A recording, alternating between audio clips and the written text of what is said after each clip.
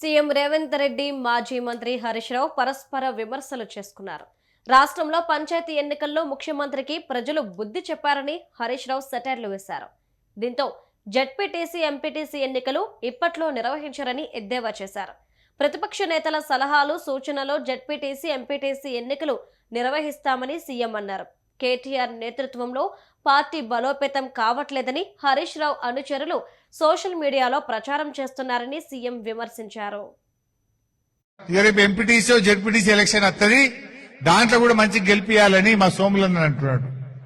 ఈ దెబ్బకి ఇక పెడతాడు, ఇక పెట్టడిగా ఇంకా పెడతాడు.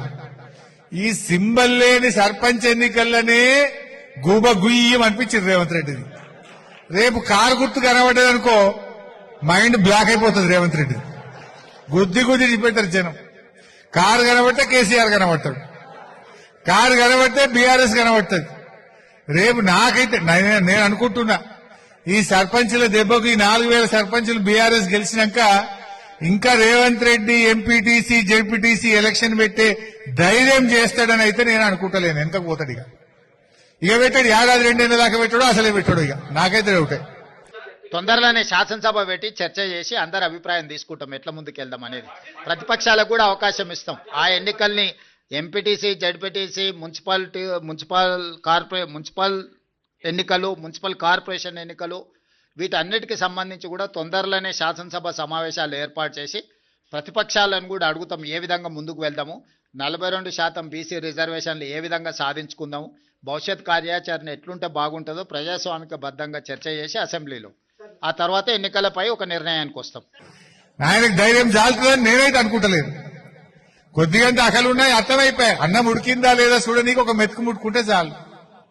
జనరల్ గా 90% గెలవాల్సిన కాంగ్రెస్ 50% లోపే పరిమితమైందంటేనే ఇవాళ అర్థం చేసుకోవాలి. నాయకత్వాన్ని మార్చాలని హరీష్ వెనకాల నుంచి ఏదైతే ప్రయత్నం చేస్తుండో ఆ విషయాన్ని ఏమంటారు డైల్యూట్ చేయడానికి పర్యటనలు పెట్టుకుంటున్నాడు తప్ప ఇది ప్రజలకు కానీ ప్రభుత్వానికి కానీ సంబంధం లేదు.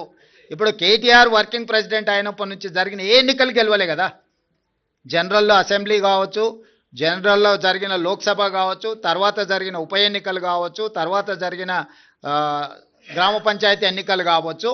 ఈరోజు హరీష్ వర్గం ఆల్రెడీ సోషల్ మీడియాలో మిగతా మీడియాలలో మొదలు పెట్టింది కదా, కేటీఆర్ ఉంటే ఇంకా పార్టీ మిగలదు కాబట్టి కేటీఆర్ను తప్పించండి, హరీష్కు నాయకత్వాన్ని అప్పచెప్పండి అని ఒక స్లోగన్ తీసుకొని బయలుదేరిండు.